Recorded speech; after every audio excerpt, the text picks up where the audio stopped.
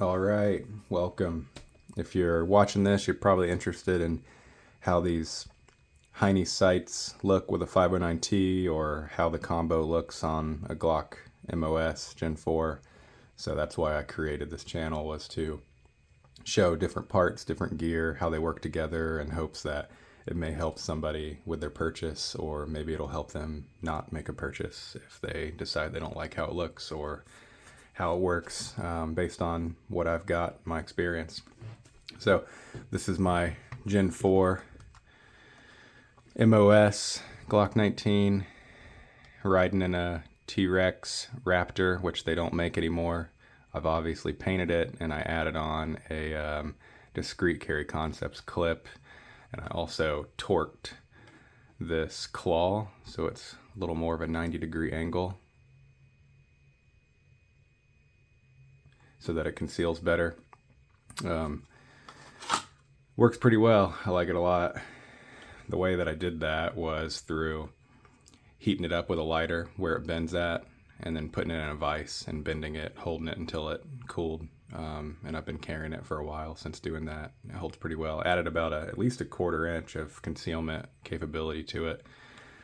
So super lightweight rig.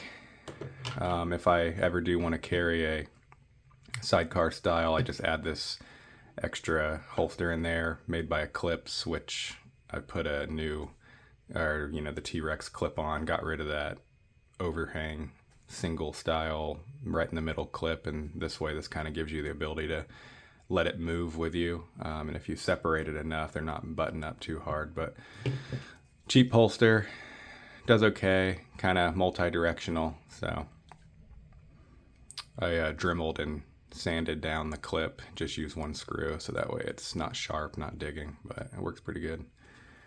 So that's that. This is the Glock 19 Gen 4. I have the Heinie Sights on here, which are their Ledge RMR/MOS Glock sights. A lot of the photos I could find, videos, only showed it with an RMR, so I was kind of curious how it worked with the 509T, but as you can see, it's almost like they were designed for it. I mean, the 509T kind of has that rear ledge like an RMR does, which is nice. So these butt up really nicely to it, nice and flush and flat. Minimal gap there. They are, like they say, a ledge. You can see that flat edge there, and they've got nice rounded rear with a slight cant going forward on that rear sight. I originally had the Ameriglow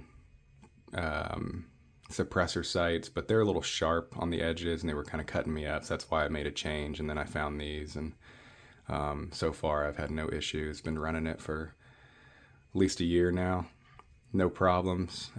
It comes with 2 set screws, which is kind of nice, and I actually added some clear silicone in there so that it would keep it from rusting, keep any dust out, and if I need to get them out, I can just either thread them out or heat them up, let them drip out. But the front sight, also very similar, super simple, flush edge, doesn't have any extra overhang on the base, also has a forward cant, pretty tall, but with this optic and the way that they co-witness, I like it a lot.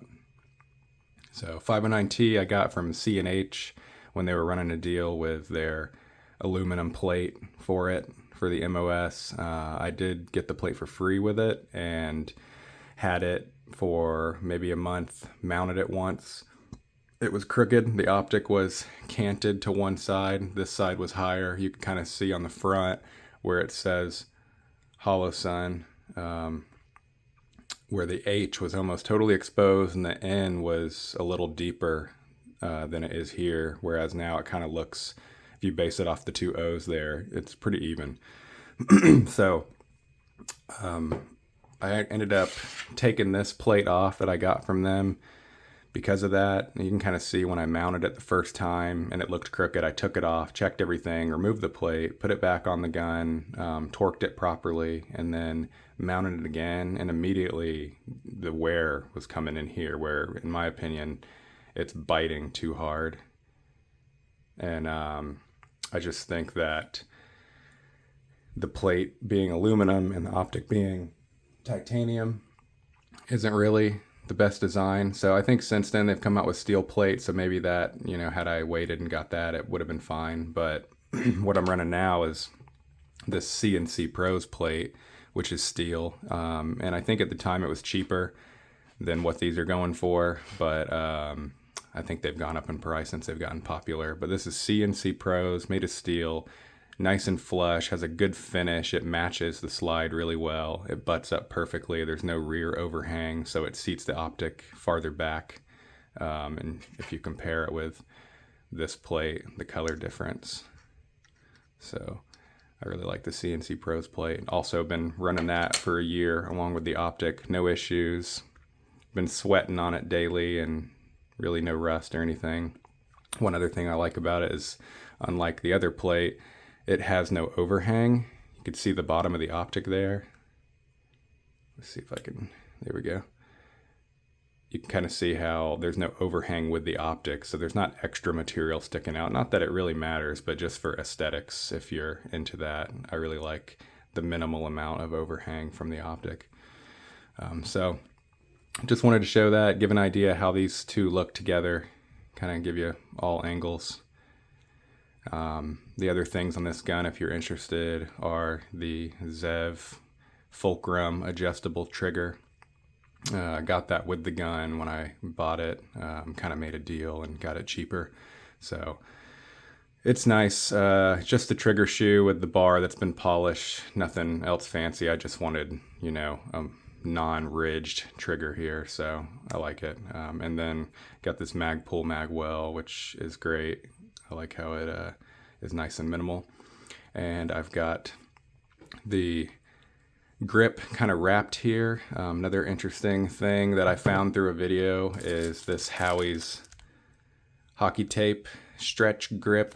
What it is a non-adhesive grip. It sticks to itself, but it doesn't stick to the material. If I set it down there, it's non-adhesive. So you kind of pick a spot where you want to start, you stretch it as you wrap it and stick it to itself, and it'll kind of stick to itself. And then you can see on the gun where after I've